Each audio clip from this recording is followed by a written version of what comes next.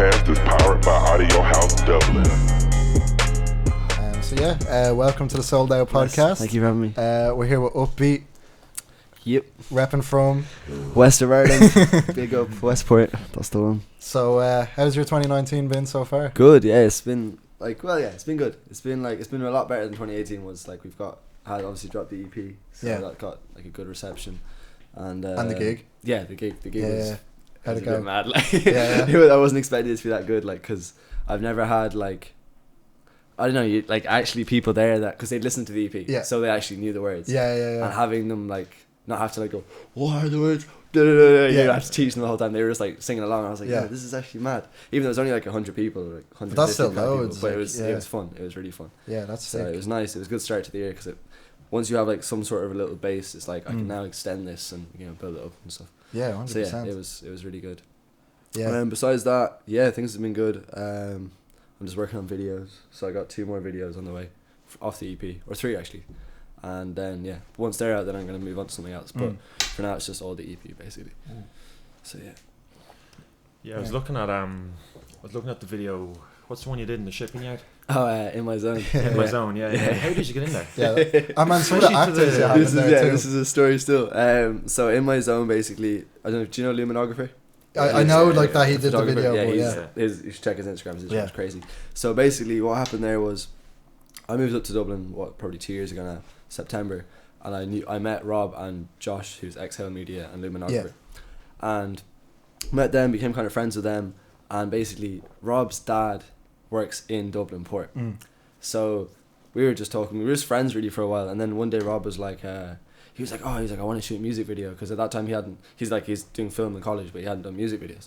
So I was like, yeah, definitely down for it. And he was like, I want to direct it though. So he was like, I have this idea, and I was like, cool.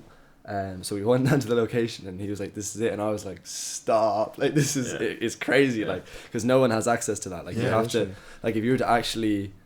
I was talking to like Rob's dad, and he was saying they get like applications every year, and it's like it costs a lot to go down there, but we had it completely for free. Like that's mad. So then between me, Rob, and Josh, then we kind of put the story together. Like I don't think it was executed as well as it could have been, but it was a really fun project to do. Then I got all the models and the actors and all that. That was just literally but there's such a variety. Even like there's like much older people, like the guy. Like some of them are actually models, or actually actors. Yeah, it's crazy. Like the guy Stephen Doring is his name, the guy with the beard. Yeah. He's in like Love, Hate, and Game of Thrones. That's like mad. only in like background bits, Yeah. but he's in them, which is pretty mad. And then who else was in it? There was kind of someone. I can't think. There was even like because I didn't know that they were actual actors. Yeah. Like I just got them through a thing called Star Now, which is like a thing that you can just find people on. And then they were telling me that they've been in this and that, and I was like, sorry. That's mad. So that was a really fun project. We did that in April, and like I know I'm a bit frustrated because I feel like it could have. I didn't think we actually executed it as well as it could have been. But and I thought, like, because when we were doing it, we had a big plan, and we were like, this is going to be a big project, because it's so different for it is. Ireland. Very ambitious, it was. But then I think the song, I made the song a long time ago, so by the time it was released, we were kind of like over the song. We were kind of like, this isn't even really a very good song. So yeah. But, no, I do like it, man. Like Was it was part of the 8,000 after 8,000 miles, was it? I respect the fact that that's mad. It's not on that, but it was written around the same time. So because on that's mad. SoundCloud, it's like it's placed within that track list. It could, if you're playing it, I think. Okay. But it looks like it's different because it's got different cover and stuff on it. So it sounds quite different as well. Yeah, no, it is. That was like that's obviously not. It's not a very good project, but that was 2 years ago. Embers is the only track off that's like a good track. Yeah. The rest of it's all a bit meh. It's interesting to hear the difference between it and where you are now. Yeah. You can sort of see where it came from. It's sort of like old school sort of rapping, that kind of style. Yeah, there's a lot more of that on it. Yeah, and it's obviously changed a lot. Yeah. No, it has.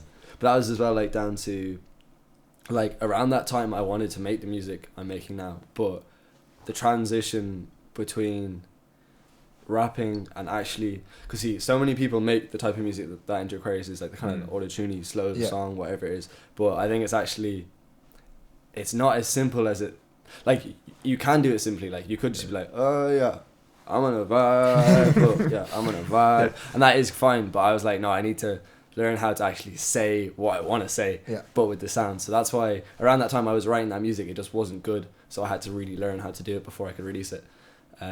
So yeah. Yeah. It's all about execution, like, do you know exactly, what I mean, as well? So that's why I felt Enter Aquarius actually was the first time I've ever actually executed something. Because everything else has been like, same within my zone, like it was an idea and it was a great idea, but it wasn't fully executed. So yeah. But it's all about the growth and stuff as well. Exactly, do you know what I mean?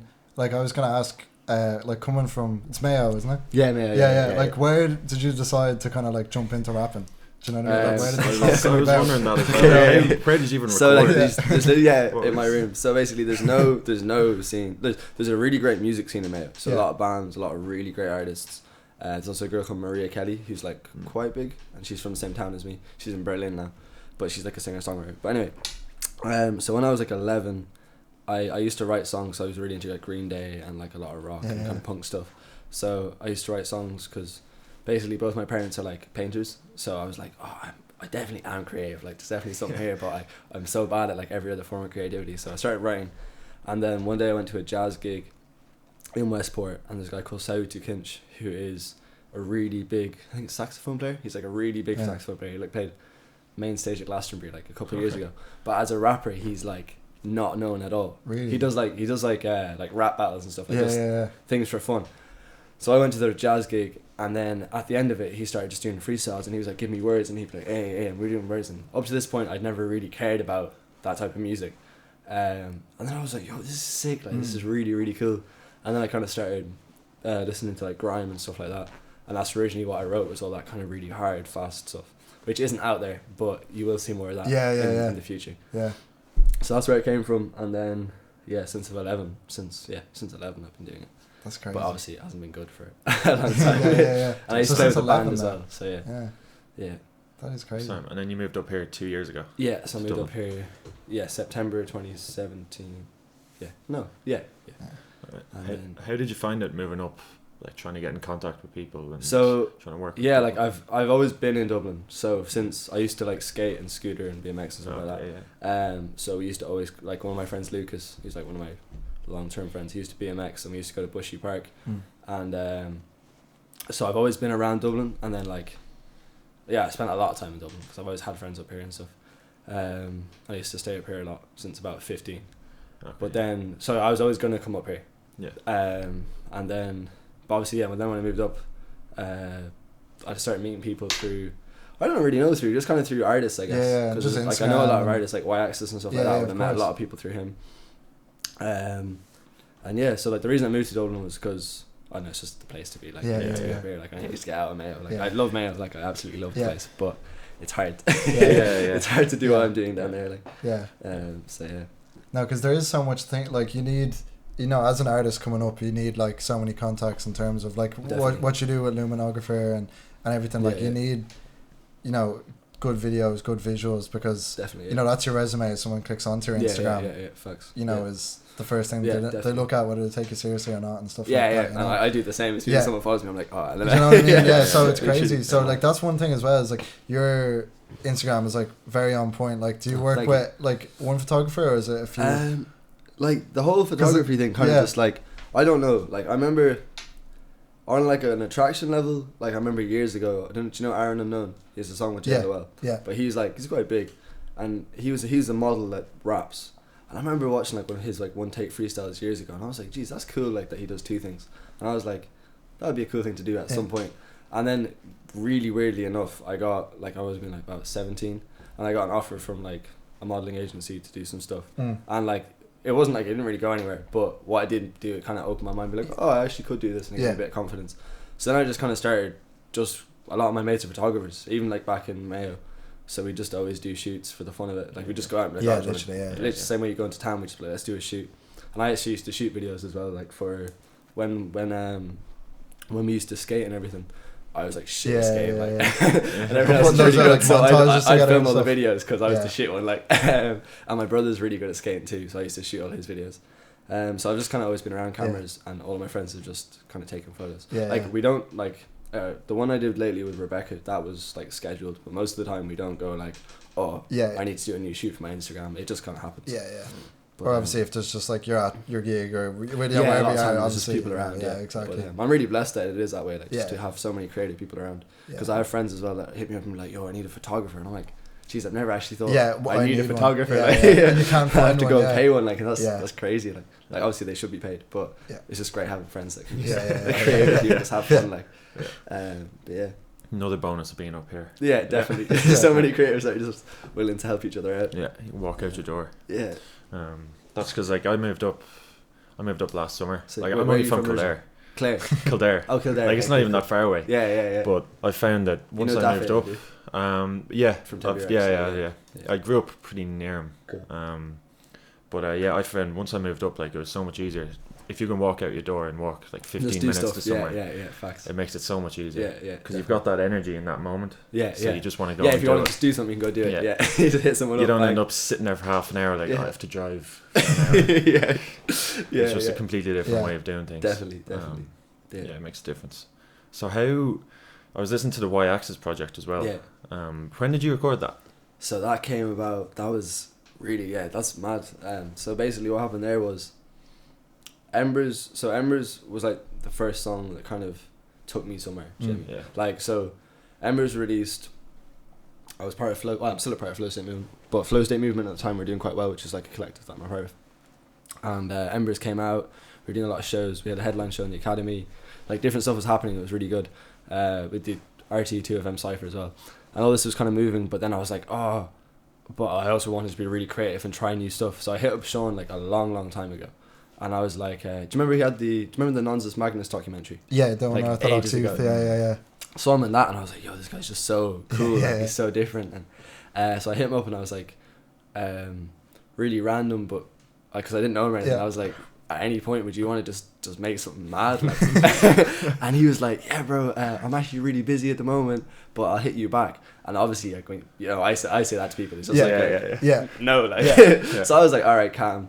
And then things went moving on, and then I left school early. So in the year, basically I finished in 5th year and I left, and just before I was leaving, Sean actually hit me back like 2 weeks I think it was before, and he was like, yo G, I'm actually free now. And I was like, what, you actually, because I just thought he was blowing me off. And he was like, no, like I'm free now, let's do an EP. He was like, just come up for 3 or 4 days to my gaff and we'll just do it. And I was like, sick. So literally the day after I left school, I went straight to Sean's gaff in Dublin and we just started making music. And then we made that project, which was like, a lot of the people like are confused because they're like, oh, a lot of the music on this is shit, like, but it wasn't meant to be like, they're not meant to be hits, they're not meant to be radio songs. Like, but I think it is a really cool vibe, like musically it is interesting if you just kind of take it as I really like it. I really like it. At the start you're like, what's going on here? What the fuck where's this gonna go? But you get into it and it's good. I think we were both, the way we'd say it as well, we'd be like, because we'd show people, because we released it and we like promoted it for a while, but it was also hard to promote because we both didn't fully take it seriously. So we'd be like, this is our new music, but it's just a side thing. It's not really actual. Because people didn't know what to say, like. But no, a lot of people did like it. It actually, it's fun. It's like, it's not perfect, but it makes you think, I wish they'd make another like full thing. length. Because you're starting to flow around each other. Definitely, no, we have a great chemistry. Did you produce it yourselves? He produced, like, I added bits. He produced it all. Mostly, I just did vocals. But yeah, he made everything on it from scratch. Nice. What else is there on that? Yeah, it was a fun project. Like, it was great to work with him as well. Like, because Sean's like still one of my favorite people creatively. Like, he's just on another plane. It was funny that you brought him up after the Aaron Unknown thing, because like the similarities between the modelling stuff and Sean and everything like that. You know what I mean? I think actually Sean probably would have a lot to do. I think that's probably one of the reasons I did look up to him before, because he was like, because I wouldn't just be fans of people within music, like I'd be fans of models, and I'd like be like, at the time he was one of my favorite models because I loved the way he was just doing so much different stuff, and he makes himself look so different. And that was a long time ago, like that was 2 years ago. He was still doing bits, like 100%. So yeah, I'm still a fan of his work. Like I was a fan of his work then. I think he's just like a part. Like I think in 2 or 3 years you'll have people.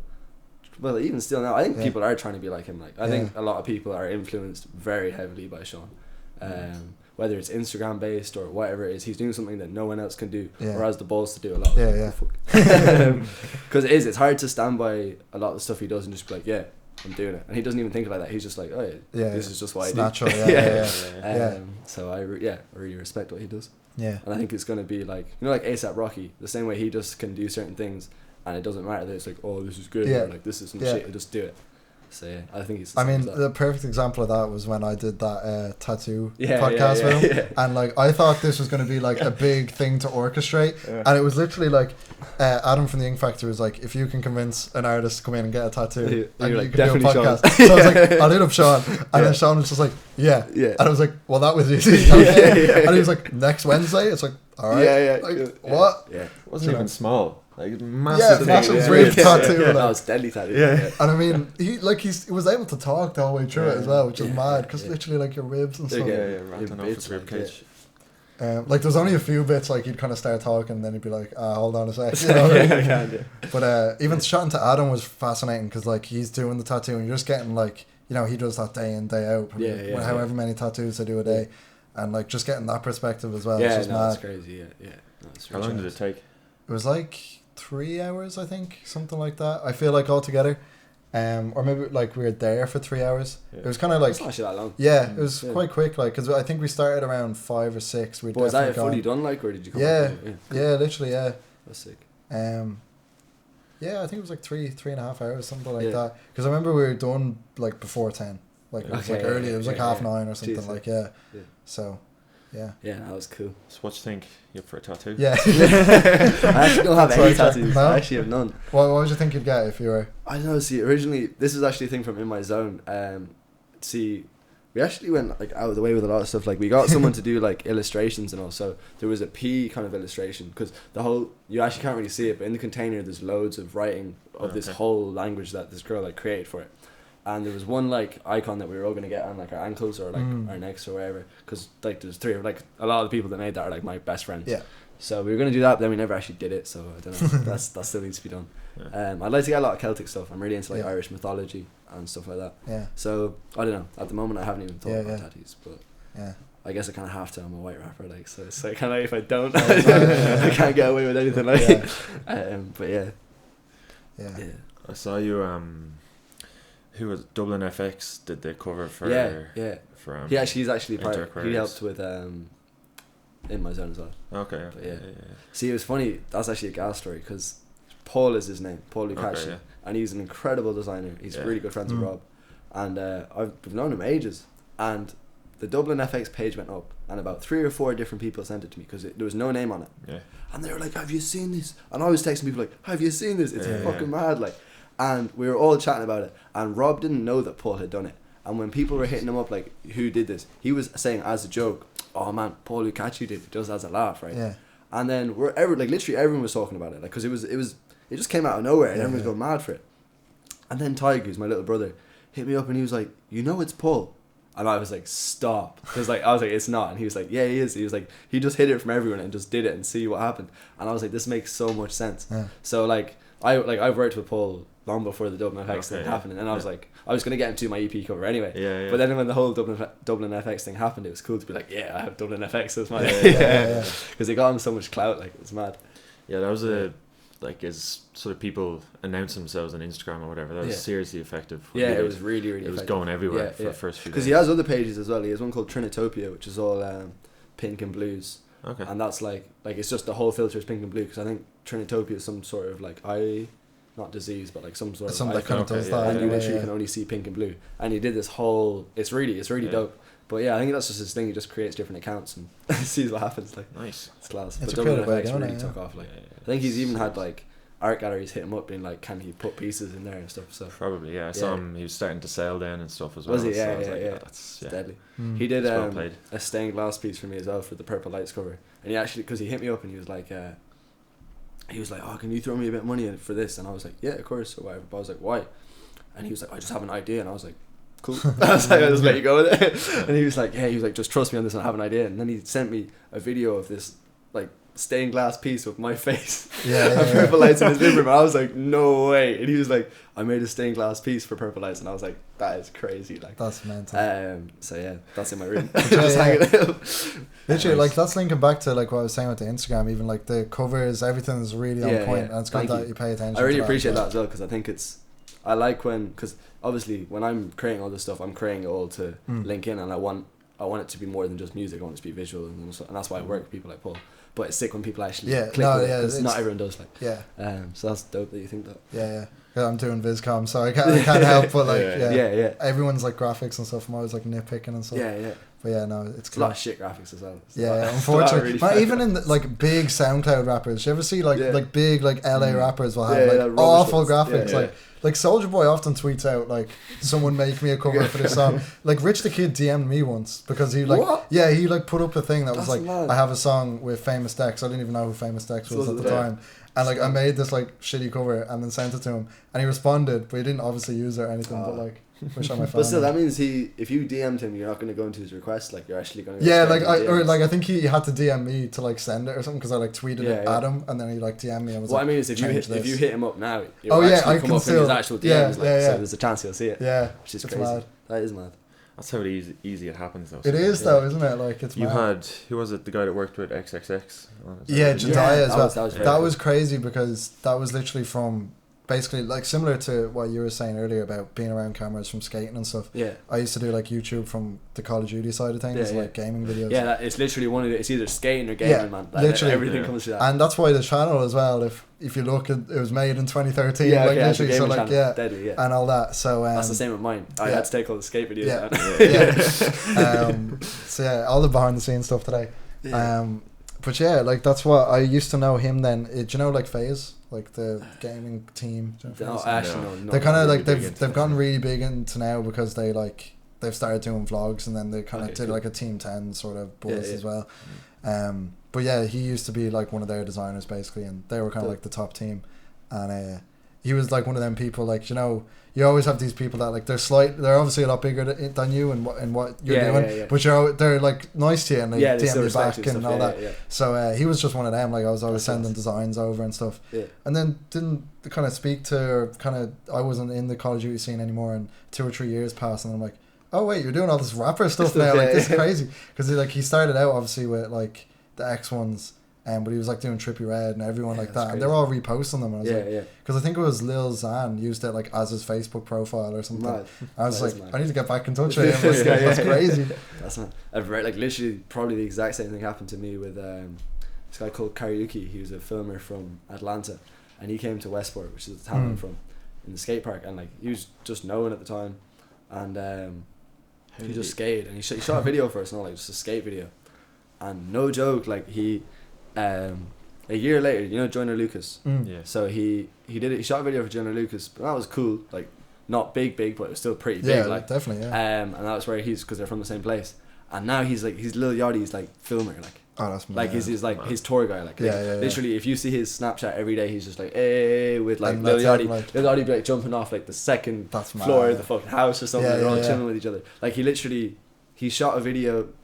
He snuck into Lil Yachty's concert, filmed the video for him and sent it to his Instagram, and then Lil Yachty just replied like, yo, this is dope, can you be my filmer? Because he put up the screenshot and he was like dreams come true or something like that. That's I was like but that is like the same now, and he does it stuff for other people now as well. I don't know who exactly off the top of my head, but it's mad how it happens. That's how it happens. I was listening to a podcast with Anderson .Paaks, like videographer and photographer, and he just literally, he knew him from years ago, and then he hit him up to get into a gig, and Anderson .Paaks just blanked him. So he snuck in and he was like, oh, you made it in. I was like, yeah, I made it in. He was like, frick. He just turned to his manager and he was like, hey, this is the guy I was talking about, do you want to be my videographer? What? That's just completely messed up story. Does he do his videos now? Jeez, because like his tour videos and that kind of stuff. Yeah. That's still sick though. Like Anderson .Paaks' whole visual. His Instagram used to be sick. He like took loads of them down. The Malibu thing. The design behind that was insane for a while. It was. And then I think he took them down. On the first day he took them down, Complex featured him. And he was like, he's like acknowledged that he made the move to become more mainstream and become more like to get into more blogs and that kind of thing. That was funny though, because they featured him and then the first comment was him. And he's like, so I had to change my whole thing for you guys to feature me. That's gas. That is mad. But you know, it was like that as well. It was the Frank Ocean thing, like similar to what you were saying. Who's the artist that did the front because what is it? I still haven't. I Wolfgang still haven't seen Tillmans. it. Yeah, that's the one. Yeah. Oh yeah. My mum was telling me, she was like, "Oh, there's this really good thing." She was like, "It's got some rapper in it." And I was like, "Really?" But I still haven't gone up and seen it. I need to go do that. Yeah, no, it is cool. Would you know much about him? No. Wolfgang Tillmans, not much apart from that. I've been meaning to get up there for the last 2 months. We'll have to go. Little trip. I've been meaning to go so many little times. vlog Because it's a big print as well. Yeah, it's massive. It looks really beautiful. good. Yeah. Such an iconic Have to go piece. up there. I don't know much about Wolfgang Tillmans apart from that. Yeah. No, because I went to the exhibition, but I took home the little leaflet, but I never read it. But he was like, the other stuff apart from the Frank Ocean stuff actually was fascinating. Like there was all these there's like all these photos of like just folded paper and different lighting. Yeah. And that alone just looked like amazingly. Yeah, it was like just the way it was done, but it looked like almost like alien, like a spaceship or so. It looked metallic and stuff, you know. It was mental, like. So there's loads of interesting stuff. Just got me real, like, because I think I was talking about it with Jafaris, was just kind of going to like a gallery sometimes when you're like, say you're like obviously a hip hop artist, like do graphic design, like if you kind of go and like just look at photography or something, take inspiration or something, and it's just 100% clears your brain, and that's why I love having photographers and graphic designers, just actual around. musicians and all these people around, because it also as a rapper, like, it makes you feel so inadequate as well, which is a good thing, because you're like, shit, I actually need to get really good at this just in order to be on the same like level. And also that's why probably I do more singing and these different types of vibes, is because I want it to be more art than like, or I'm directing videos and all that. That's why like, fuck, I need to do more, because like this is not enough. Like I'm not really creative if I just and it makes you much more aware of like what's good design and stuff, like and all that as well. That's one thing. Like I can't make videos, but I can rip apart videos like critically. I'm like, no, that shit, that's wrong, that shot's wrong. But I can't do any of it myself. But no, definitely, it's appreciating art is so important, and I think that's as well like what makes you, because you can't really just be a rapper anymore. Like no one. Like, I don't know, no one that just raps, unless they made it before like 2 years ago, you can't like actually just rap. Like you have to. In Ireland or? No, I mean just like full stop, because it's, you know, there's so many good rappers. You can't just rap. Like you can't. How do I say it? Like, there's not enough of a brand if you just write lyrics. Like you have to have stories, or even like, I don't know if you know Boogie. He's like signed to Eminem. Yeah. But I was listening to his raps, and he's just a real rapper. And I was like, this guy's sick. Then I went and watched his videos, and his videos are absolutely insane. And I was like, again, that's just an example of someone pushing things further and further and further. But no, you have to be an artist. Yeah, like. Definitely more impressive when, like yourself, when somebody, the music's good, and then you go and check them out. And I think it's fun, shit, this is really impressive. I appreciate that. It's full package. But it's also fun as well, because then you can move in other worlds, like, because you can go into photography or hang around with graphic designers and actually be taken seriously as an artist, because you appreciate their stuff and you're not just like an ignorant guy that just writes bars. Like, not that there's, obviously rap is an incredible form. Disclaimer. Rap has changed my life like fully. There's nothing better than a one take freestyle for me anyway. Like that's what I grew up on, was just sitting on YouTube watching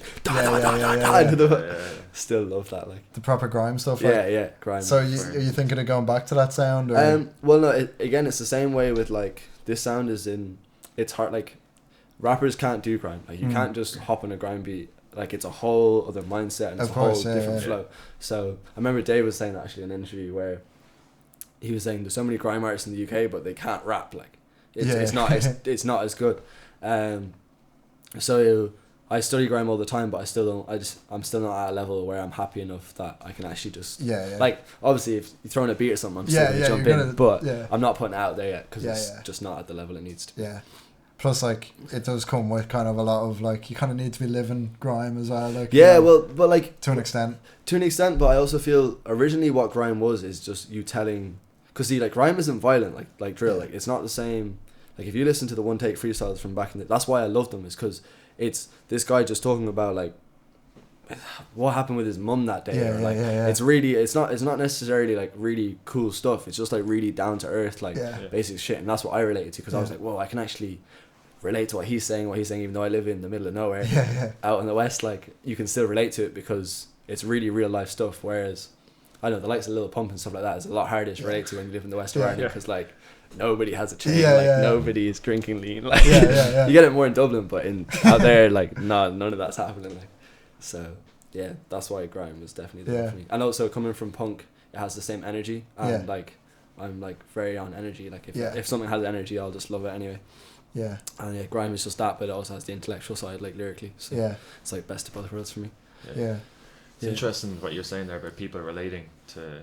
Because like with the rise of all the SoundCloud rap, like Lil Pump and all them, sometimes you look and you're like, how do Irish people relate to that? 100%, like and then until the time. I'm just standing there like until like a year ago, it was like they weren't relating to Irish rappers at all, really. Yeah. But now obviously a lot more people are, and it's like it's good to see. I think that's down to us crafting it better as well, though, because like someone like Kojak, for example, like you like is so undeniably great, like so he's just tapping into things like, for example, I don't know how many people I've heard quote the was it the flat 7-Up bar where he's about everything from the common cold to cancer is solved by a flat 7-Up and like just bars like that just they make you so happy. You're like this is where I'm from, like they go straight to the heart. That's what I try to do with my music as well. Like I have like what was it in paper, for example, it's like no insurance and no tax upon the car, because if you go like out to the west of Ireland, like everyone's just underage driving cars and there's no tax in the country and it's stuff like that. So I want, if you're like a lad that's just spinning around like Sligo, like, you go that's me. So I think that's, I mean, with really that being said as well, I was really impressed with the 2FM cypher, like your verse on did you hear that? Yeah, man, like because that was like that was like real, like it was actually quite different to some of the stuff you've released, which is almost that's actually what I'm going for, is like if you hear a one take freestyle from me, it'll always be very, and that's because of the influence from grime, is I always want to really say something. So like the thing on like my 2FM cypher was awful, just as a disclaimer, like it was really bad. The bit on the one on women and abuse and that I felt was good, but the rest of it was pretty weak. But that's why I just wanted, like, as well, like when you go on a platform like 2FM, I'm still like an underground head, so I'm still like, oh, these platforms are like whatever. So I wanted to like not stir shit, but I wanted to actually say something that if someone's driving around their car in Donegal or wherever, they're kind of like, what's he saying? Like he can't say that on the radio. Like, so is that me? Is it? No, it wasn't me. But so that's why I just felt the need to say something interesting. Something that will actually, because if you have a platform there, you have to say something that will change people's lives. That's why I also like, say someone like Stormzy, I would love so much more than other artists, because he went on.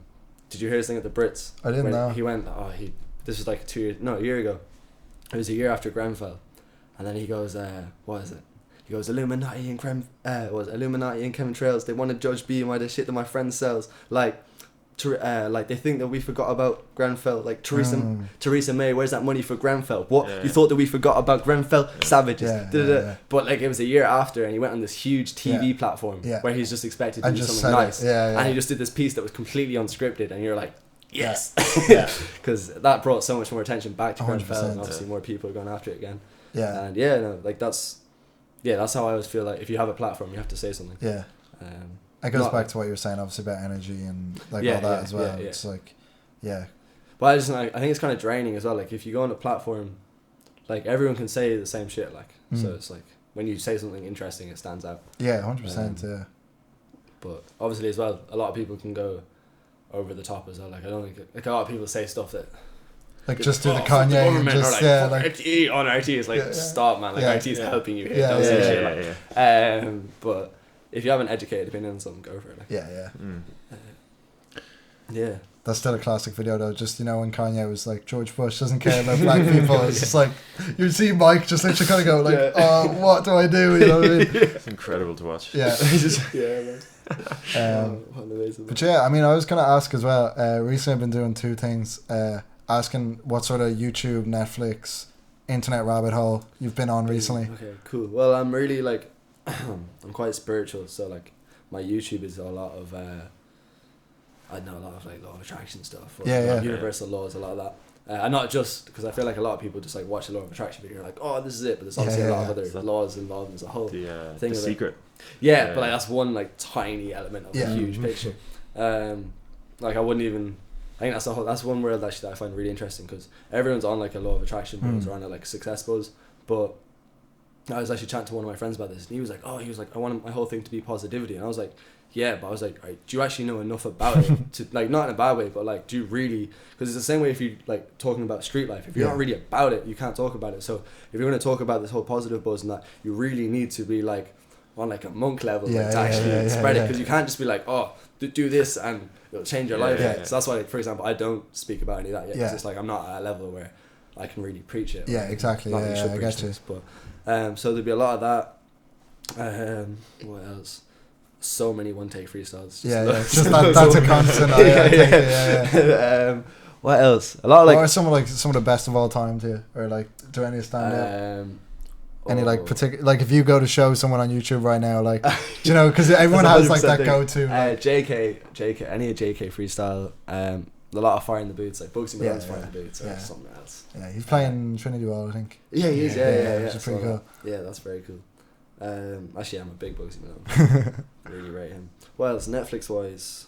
Because I've been watching The Office, the UK. Yeah, I've just been on that like non-stop, and it's put me, you know, because it so really, weird, like. it really puts you in a weird mind state when you're watching that show, because you're like, you're just looking at everything through that lens or something. No, it's so strange. It's great though. Actually, I watched, what was it? Oh, The Death of Versace or something. Did I say? I mean, that looks good. I've only watched the first one. But it was interesting. Yeah, because I do want to watch it. Yeah, the American Crime Story one. I actually just saw it. I was like, oh, let's watch that. But that was cool. Did you see the O.J. Simpson one? No, like I'm really bad at watching things. I don't watch my stuff. Just because I never really watch TV or stuff, or games or anything. I feel like it's the same with all of us. I felt like I was talking to that about Nilo as well. It's like when you're like involved in a hobby, like you know, you're doing music, there's always something that your time is best spent doing. Even if it's not actually writing the music, it's like at least sending an email or it's something in the vein of it. So definitely. I feel like you're never really totally like switched off. I also feel as well, you know, when like you're spending loads of time on YouTube, you're like, oh, I just wasted so much time. But like, I don't think it is, like, because say if I'm in here chatting to you and we start on a conversation, like that's how I think you really build relationships, is off of all the stuff you've watched. Because if I've watched 25 Tyler the Creator interviews, I can really have a great conversation with you about Tyler. We can really grow something there. So I think like just sometimes just getting lost in YouTube is a great thing, like, because you'll find someone at some point, whether it's in a pub or something, you'll have a great chat with them. Like. Do you watch the Westwood freestyles? Yeah, the older ones. Yeah. Some of those. Jay Huss and most class one. It's so good. What do you think of did you ever see the Juice WRLD ones? I was gonna say. But he's a man. He's a big long one. I was not expecting that. I was like, what? That was sick. Yeah, one of my mates just told me that yesterday. It was like he goes on for about an hour. Yeah. Like I've only skipped around, but I'm like, surely he can't. Do you know what I mean? Like I'm not listening to the hour. But like, I'm like, nah. Yeah. Hardly. Have you heard of King Loss? King who? King Loss. He's from LA, I think. The Sway one. Yeah, the Sway one. I always thought that one was great as well. It's 11 minutes or 7 minutes long. Yeah, it's really good as well. It's class. Did you ever see Tokens one? No, I feel like I've heard the name though, actually. Yeah, he's quite big now, but he had a sick one on there. He's coming here or something, isn't he? Yeah, that's where it was. Yeah, Token. Yeah. I don't know, but he's like an internet kind of rapper. Like he does, but he's really good. Like someone in college, I think, recently showed me him. Yeah, so I actually met him like 2 years ago. Oh really? Yeah, it's weird. But just like walking around there. Well, no, I was in America and we were at this event and he just pulled up and I was like, oh, what's up? I have a little picture of him. He wasn't even that big at the time, but he was still like bigger than me. Like, yeah, exactly. So you're like, might as well. Yeah, it's cool.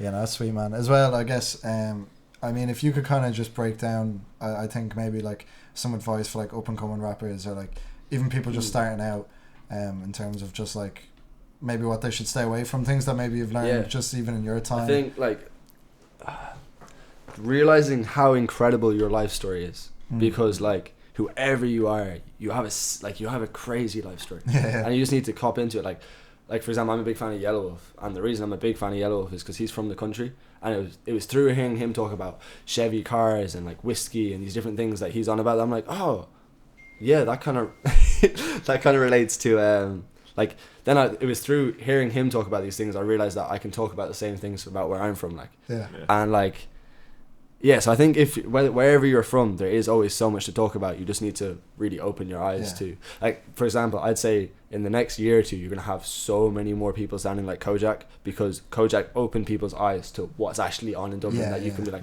oh shit, Dublin is like this, let me go. Because I think a lot of people obviously was trying to sound like the UK and sound like the US before that. Because it's hard as well, if you're hearing all like road rap or drill or something like that, it is hard to then go, well, let me do this. What can I talk about? Like, but yeah, I think that's one thing, is really finding what you want to talk about and what is important to you and staying true to yourself.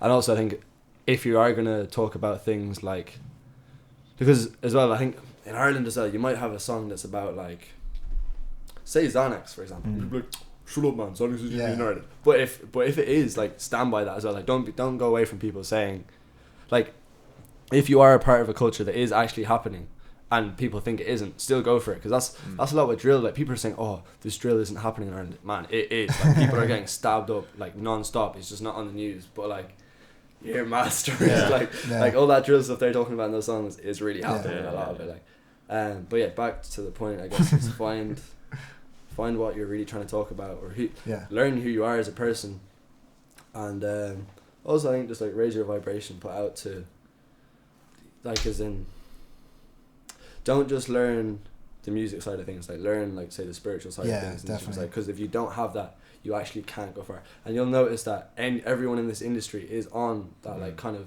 spiritual level where they know themselves to a certain extent. Everyone is. Like, I know you are as well. Like, certain things, like, everyone is on it, and it's not until you realize, Jesus, there's a reason that everyone's on it. It's because certain bits of this work. Like, so exactly. I think you need to study how success works, and also just don't shove your stuff in people's faces. Like, don't be hurt if you're not, like, I don't get featured on very many blogs, but that's not a problem. That's just because I'm from like, don't get hurt when, like, for example, someone like Y-Axis, who has grown up in Dublin, so a lot of people have known him from a young age, just from being at a gaff or mates that know him. So like, when he starts making music, people are going to support it, word of mouth in that thing. So then if you're coming from an outside place, don't be like, oh, why is he getting, he's not even good. It's like, he just knows people, like, leave him to it. Like, go build your own network. Like, don't rely on one certain network. Like, I think that's really important, because, like, say for example, I know I'm in the same network as you just through other artists. Exactly. But if I wasn't, there's no need for me to come in and try and be a part of this network if it's not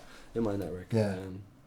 I mean, with that being said as well, to get a bit meta as well with the sold out stuff as well, it's like, I love when people submit, but me and Brian are the only two people writing on it. And sometimes it's a lot to write to. Like we've been talking about before, that Friday were like 5 things dropped. It's you're like, like stuff like that. But like, like, I always like listen to everything, and like, you do really keep up though. I actually have to say you really are. It's tricky though, you know, at the same time as well. And like, whenever, I guess, if someone, like you're kind of saying as well, like, if you don't get a feature, or if like you don't get a response that someone wants, most of the time it's probably just because you're busy, like you said earlier. No, because it was the same thing with us. Like, I was like, yo, I don't know if this guy actually wants me on the show or he doesn't want me on the show. But you just have to give the benefit of that. And be like, I assume he is actually busy, and just go with that. Because most of the time it's literally just like, that person could have like had anything happen in their life like that day or week or whatever, you know.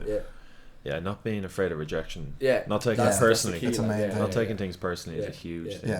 Because it's usually not. It's 99%. And if you start taking things personally as a creative, like, it just eats so away at you. It's so hard as an artist not to take things personally. And you're the only one it's affecting as well, so it's just not worth it. 100%. I think just being sound as well.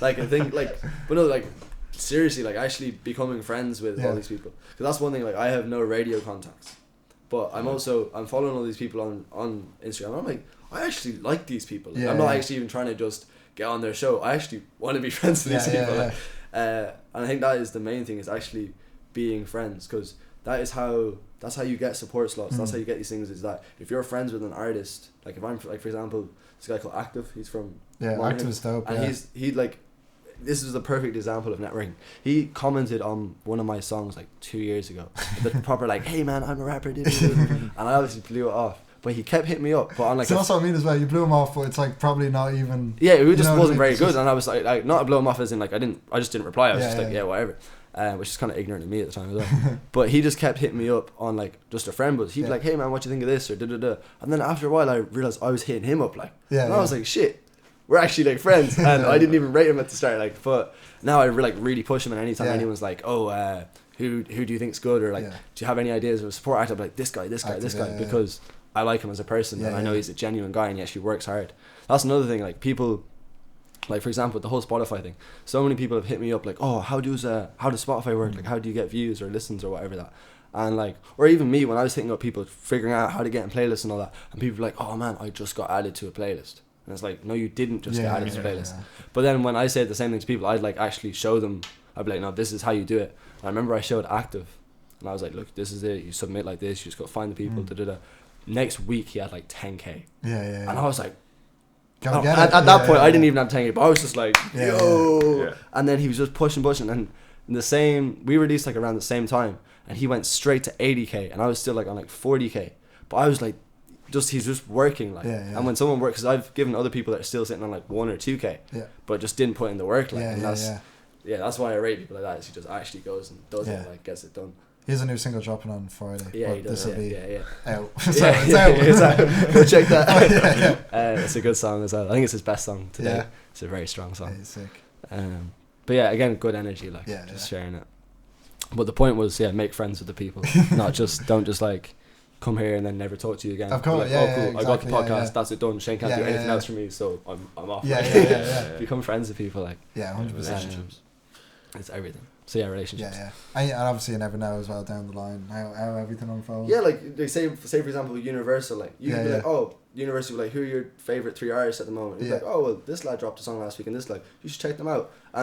But like obviously you don't do it for that, but people have so much power. Even people you don't know. There might be a lad that works in a pub. Yeah, you never know. Bono walks into the pub and goes, geez, who do you like in the Irish scene? Like, and he shows Bono you, and you're like, oh wow, or whatever. Like, you never know. You honestly don't. Like, it's actually crazy. So you mentioned there about the like fairly high numbers for some of the songs off. Enter Aquarius. Would they be spread out like internationally? Yeah, they are. So like it's all mostly playlists, which is because it's that's one thing I'm a little bit scared about in the Irish scene is everyone's streams are from playlists. So like what's weird about in England and this is interesting with drill. You see in drill, those boys drop those songs. They don't promote them, and they get mad views off of just the hype and the culture. Whereas the likes of all these other artists like myself that are like more artistic or more creative, we just have to promote. But it's not like, say for example, Tsunami has like 80K, but I do not have 80K fans. Like, I probably have like 2,000 or 3,000 fans, if that. And it's the same with a lot of I'm not going to go name names because that's just bad, but well, a lot of the big artists, Bar Versatile and Kojak, they don't have the same fan base as the numbers, and it's really frustrating that people aren't, I don't know, it's just not clicking. But I think that's to do with like the whole scene here in the culture is still growing. Like people promoting it like on social media, that kind of thing. I think you see that growing more and more. Yeah, no, it is. It's just a matter of time before people click. Same with Jafar's. Jafar's has been sick for so long, and he's only playing his first show now. And it's only when this album drops, I think, that everyone will go, oh, these guys actually class, and then share it and whatever. Even though one people I think that a lot of people underrate is like, say, Chasing Abbey. Like, I think so many people think they're just like, oh, big numbers, but they're doing big shows. Like they have a really big fan base around it. I think a lot of people kind of. And a lot of the culture kind of ignore them or whatever, just because of whatever reason. They've been around for a while as well. Yeah, they have. Like, they've been doing it for a while. I think a lot of people just assume if there's bigger people, they're like, oh, they just got signed. But no, everyone does have a fan base. Like, it's interesting. And similar to yourself, they were talking about like coming on from Tullamore and like they were playing trad shows and stuff originally and all this stuff. So I was the same. I was in a band, so it's just.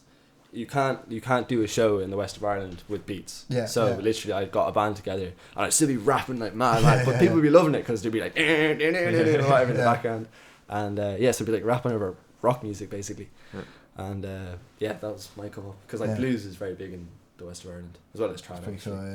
So do you find you write better here, or do you like to go home? Because I know like some people that's they like really to go question. Like they like to go back to the place where they actually experience that's I can write everywhere. Like I write different, like say if I write on my phone, I'll write one vibe. If I write on paper, another vibe. It's really weird.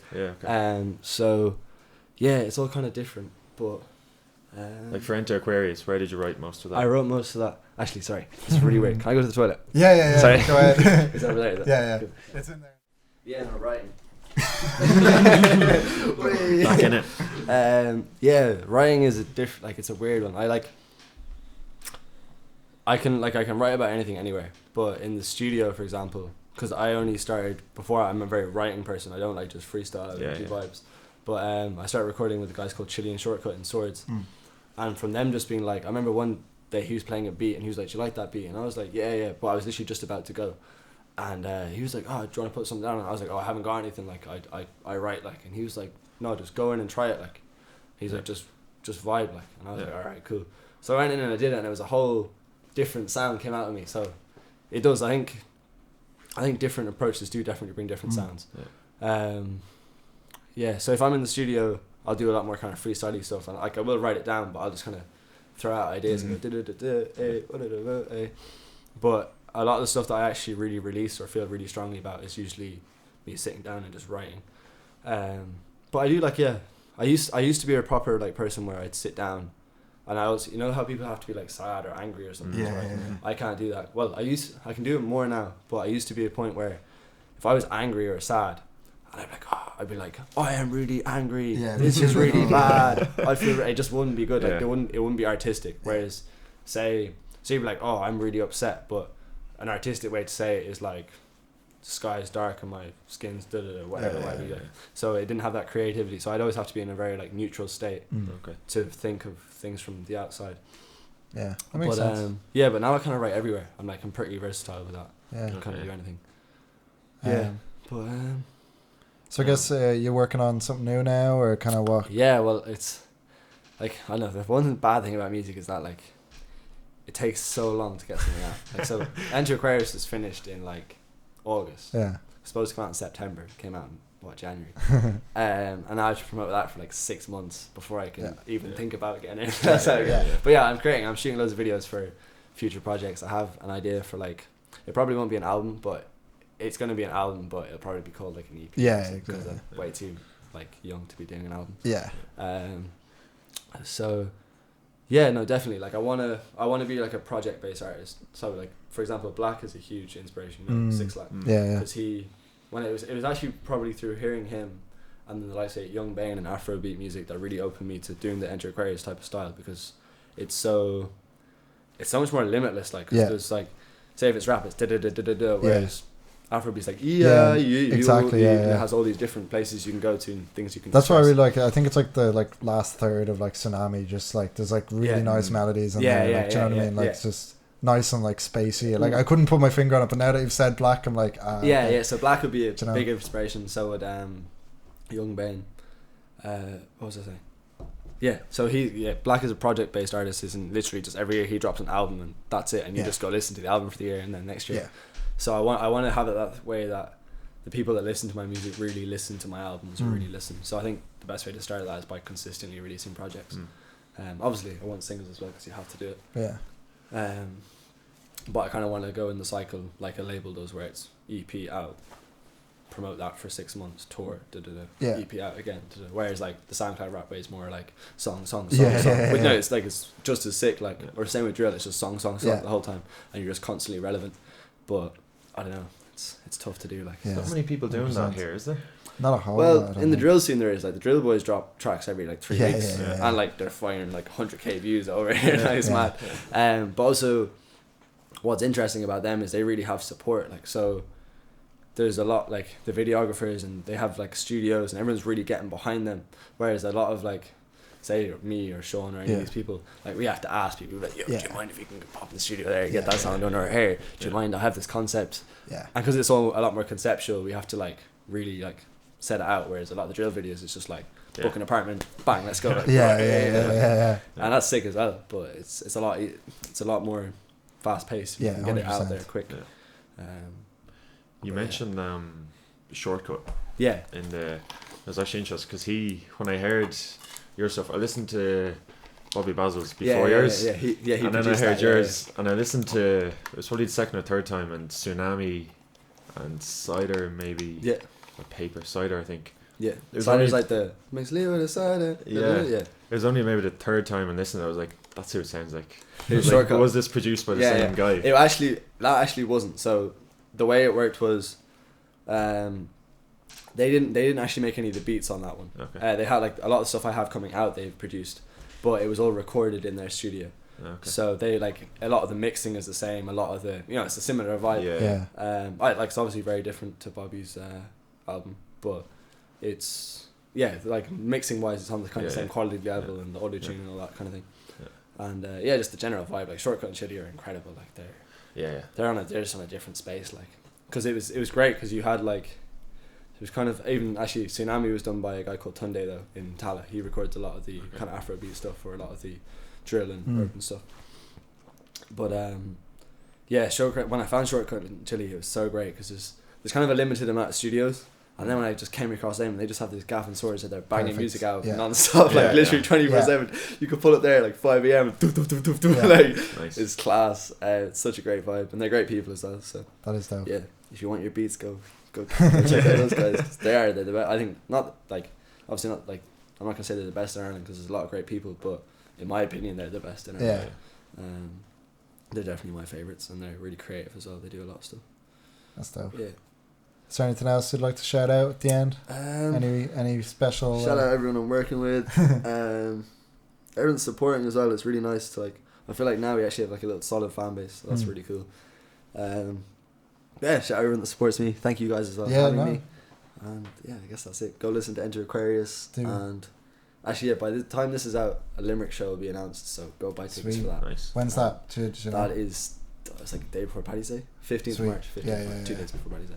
Nice. I'm really excited for that because it's like a small kind of like basement venue. The guy who's running it is like, it's 100% going to be sold out, and I'm like, really? He's like, no. He's like, you have a buzz here. Like, it's going to be sold out. I still like don't really believe it, but if it does sell out, I'll be so excited because that's my first like sold out show. So that. That's it. But yeah, I'll leave it on that. Thanks so much, man, for coming on. Honestly, obviously links in the description and all that. So. Yeah, thank you.